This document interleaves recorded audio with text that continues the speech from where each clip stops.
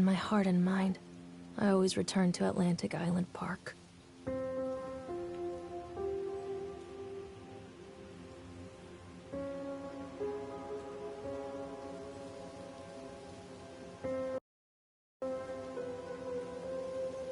Where's Mr. Bear? I haven't seen Mr. Bear, Callum.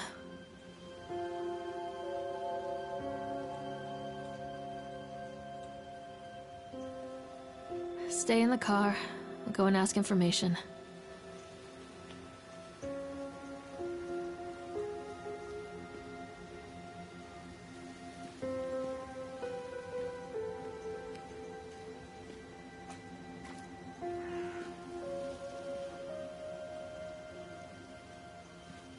Attention, patrons. The park is now closed. Please make your way to the car park at your earliest convenience. Employees prepare the park for shutdown. Callum was born the day this place opened. This is his favorite place in the world.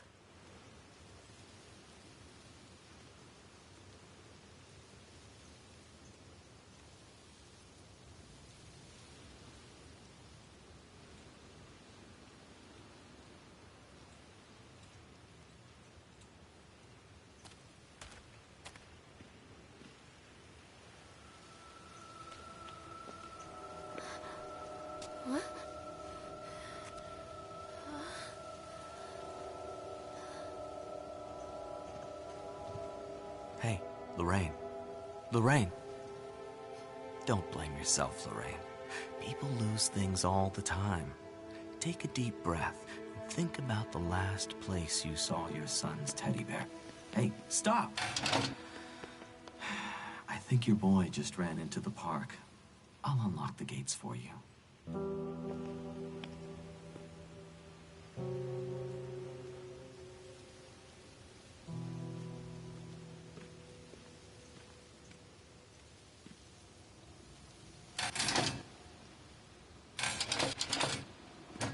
Wait for Mommy, Callum!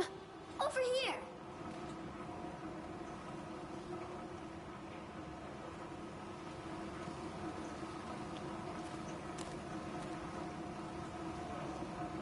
Wait up there for Mommy, Callum. There's Catch something me, special Mommy. about the entrance to an amusement park.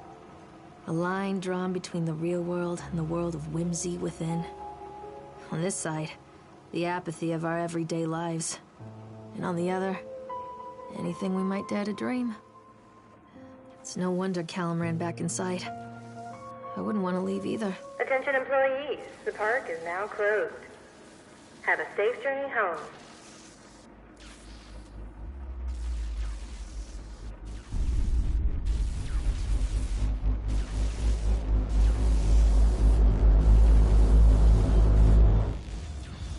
Callum, I told you to wait in the car.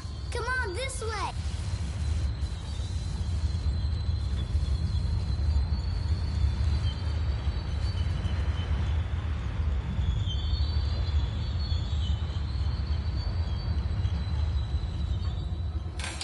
Oh, God. The park. What happened here?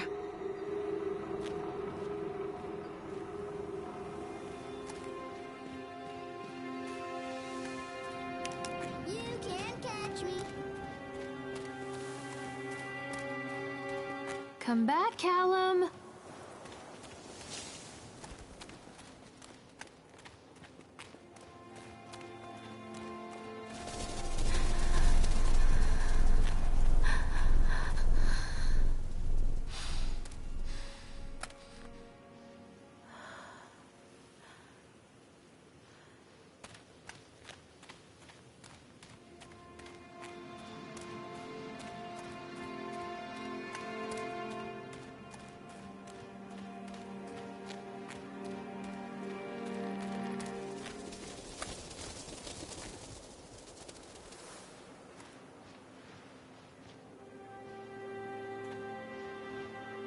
I think this belongs to Callum.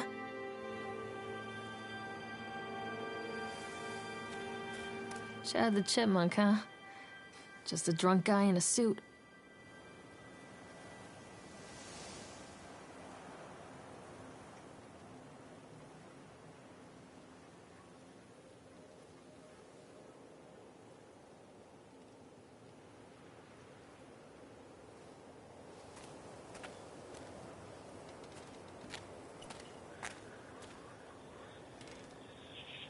I wonder what this is.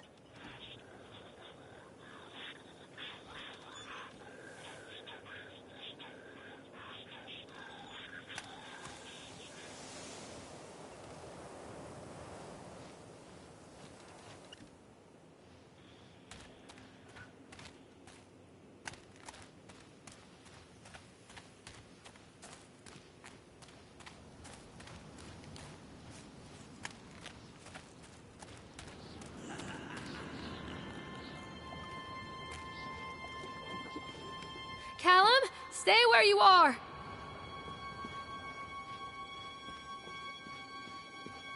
Callum? Where'd you go? Come on, Mommy.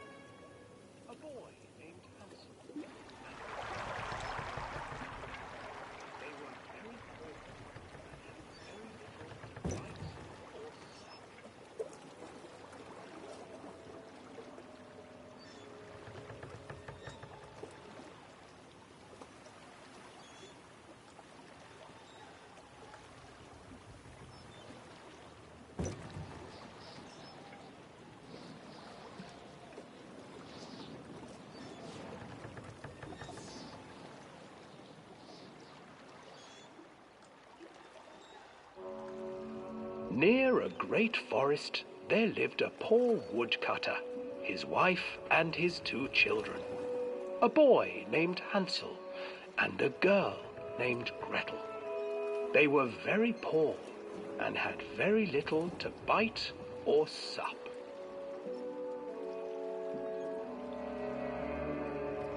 "What will become of us?" the woodcutter asked his wife one night. "I tell you what, husband, we will take the children into the thickest part of the forest tomorrow and abandon them there." "No, my wife, I cannot do that," said the man. "Then we will all 4 starve, you fool." Hansel and Gretel overheard their parents talking, and Gretel began to weep. "Do not fret, Gretel," Hansel said. He crept out of the hut and gathered white stones from the ground to fill his pockets.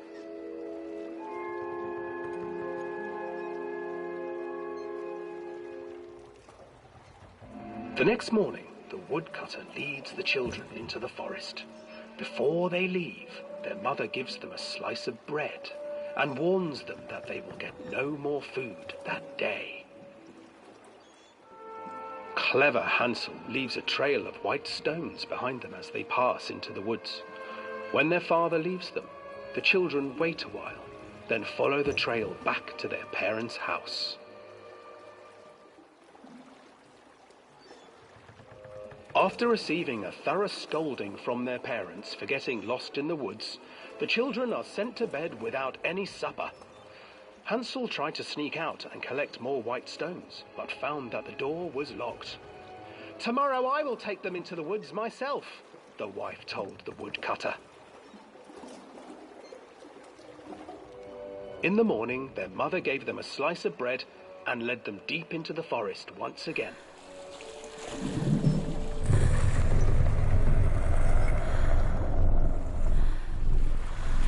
Hansel broke his bread into pieces and left a trail of breadcrumbs to lead them safely home. But hungry-eyed birds snatched up the breadcrumbs and his trail was destroyed. Abandoned by their parents and unable to find the trail home, the children wandered in the forest for 3 days.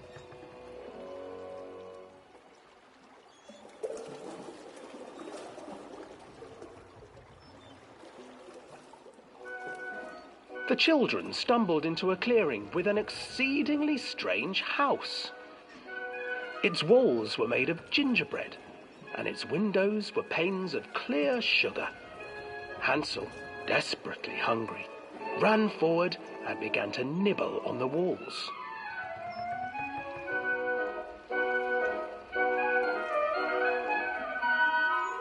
"Nibble, nibble, little mouse. at my house? An old woman emerged from the house, sniffing the air and peering around with cloudy eyes. Oh, you dear children, who brought you here? Just come in and stay with me. No harm will come to you. But Hansel and Gretel stayed back, for the old woman reminded them of their cruel mother. Come, children, don't be afraid. I have something for you. The old woman offered them 2 enormous lollipops. The children took them and began to eat. You see, nothing to fear here. Come inside, the old woman urged, and the children, still licking their sweets, followed.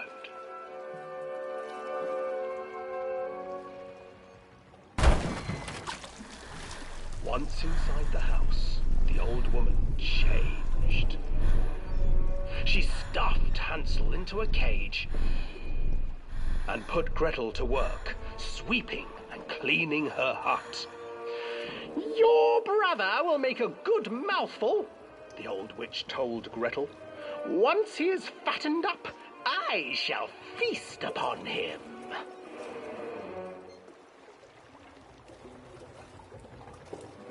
Time passed, and poor Hansel refused to eat, fearing the day that the witch would eat him. The witch, for her part, grew impatient. Today I will cook and eat your brother, Gretel. Climb inside and light the oven. But Gretel pretended not to understand. I do not know how. Where is the opening? Fool, the old witch said. The opening is here. And she moved to show Gretel. Seizing her courage, brave Gretel gave the witch a shove, and the old crone tumbled forward into the oven. Gretel slid a large iron bolt over the door to the oven.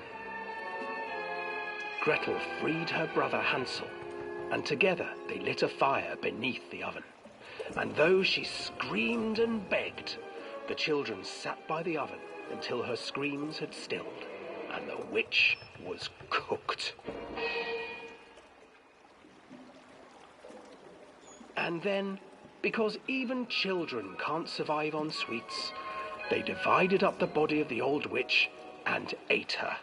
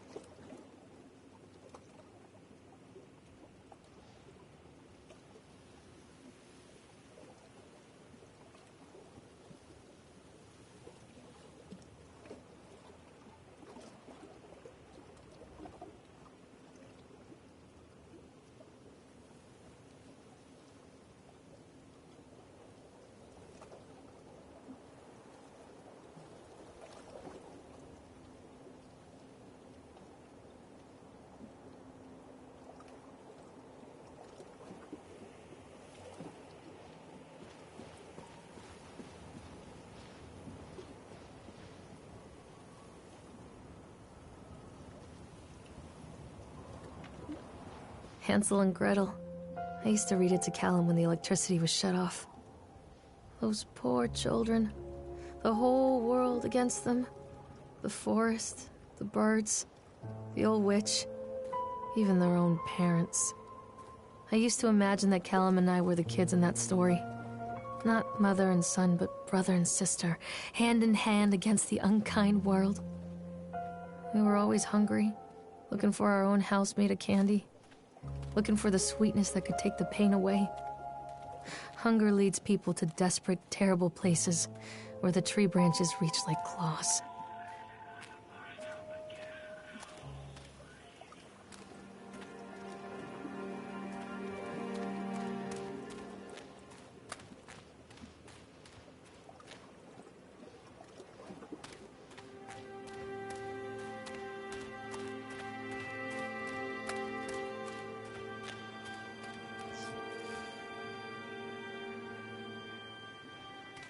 Another accident.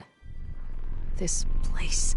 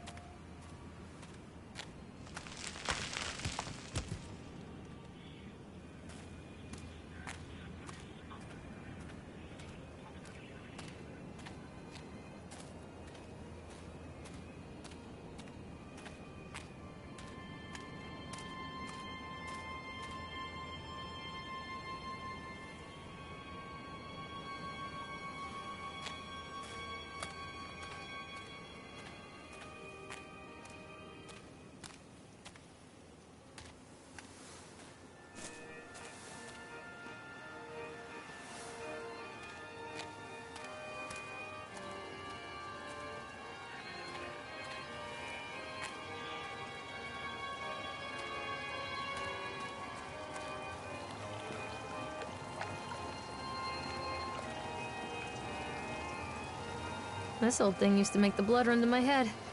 Make me dizzy. The guy just snapped. Those poor kids.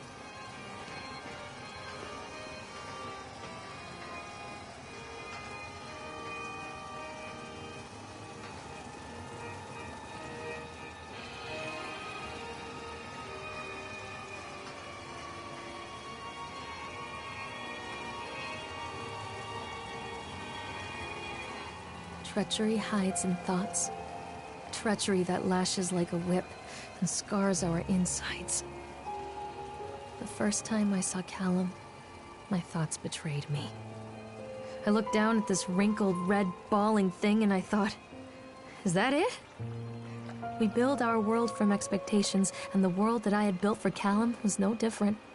He was so real, so there, and so far from my expectations. And they shattered. And as they fell in pieces, that one treacherous thought became a new foundation. All of the love that we shared, all of the warmth and goodness that followed, built on a single, traitorous thought.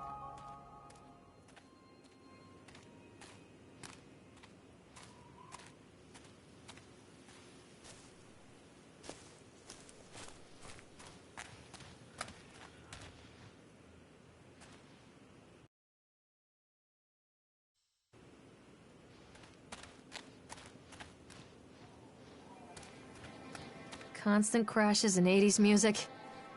I guess it floats someone's boat.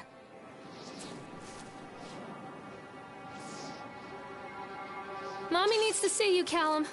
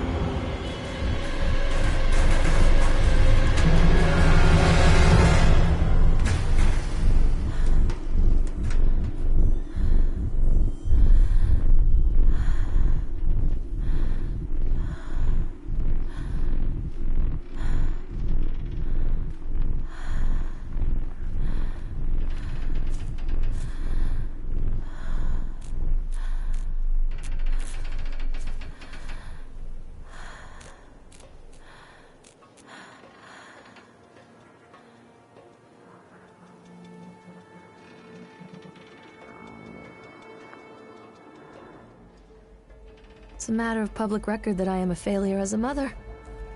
Once, when Callum was very small, I left him asleep in the car while I ran an errand. Don't even remember what it was. When I came back, the sheriff was standing next to the car, watching my boy through the window. I didn't like what I saw in his eyes. Judgment.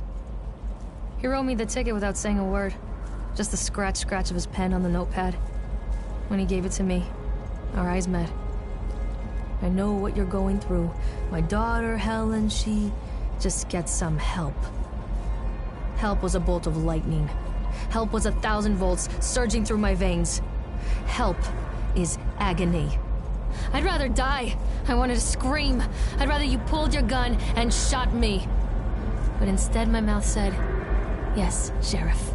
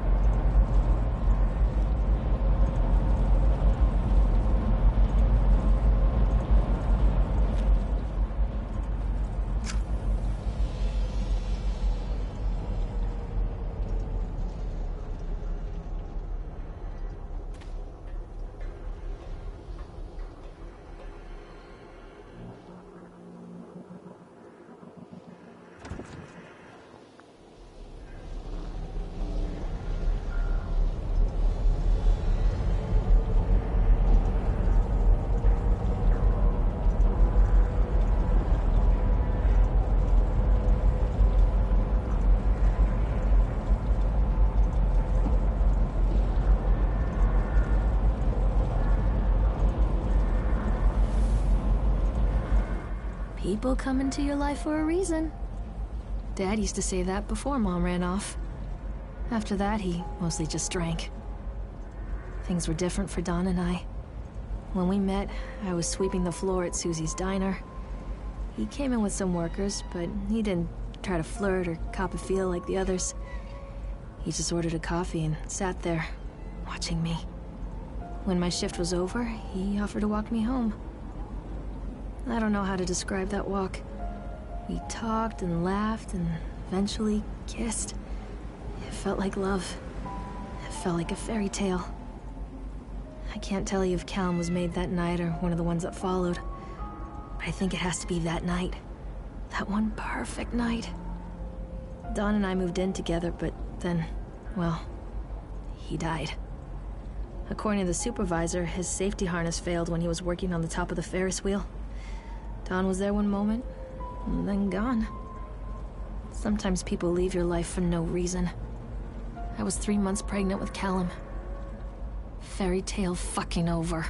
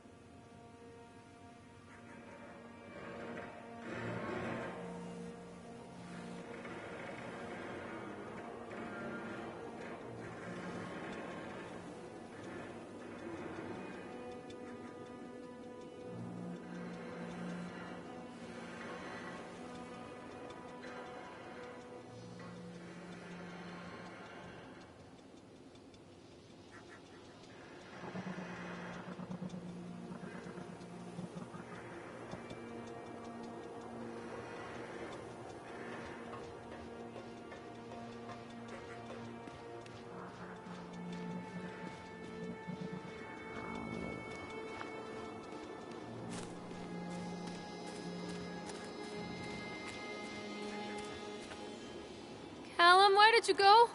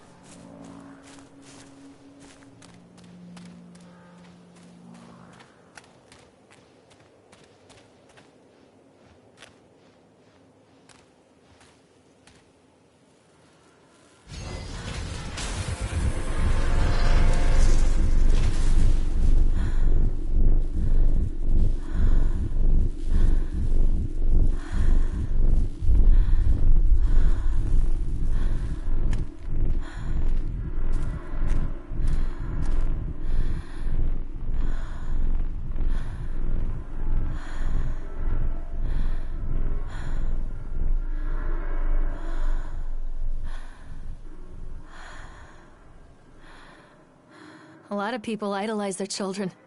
You hear them talking about their kids and just the way they talk, their fucking voices make me want to vomit.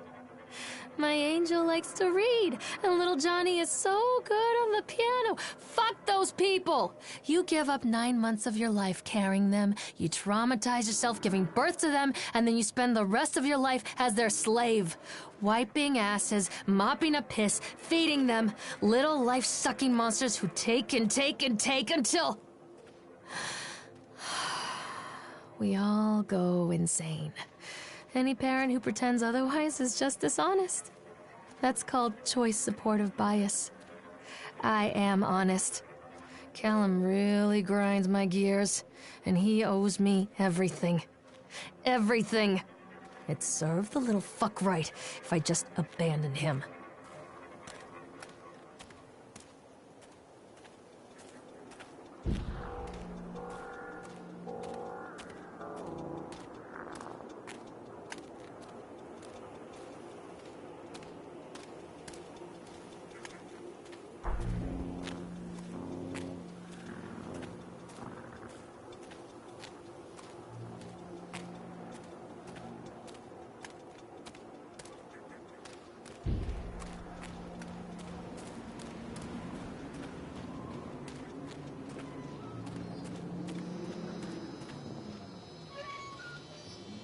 I always wanted to ride this one.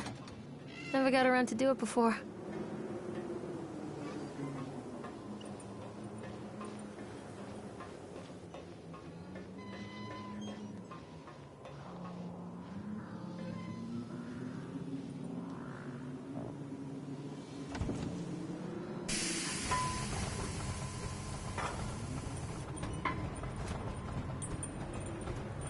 What do you want? We need to talk about Callum. What do you mean?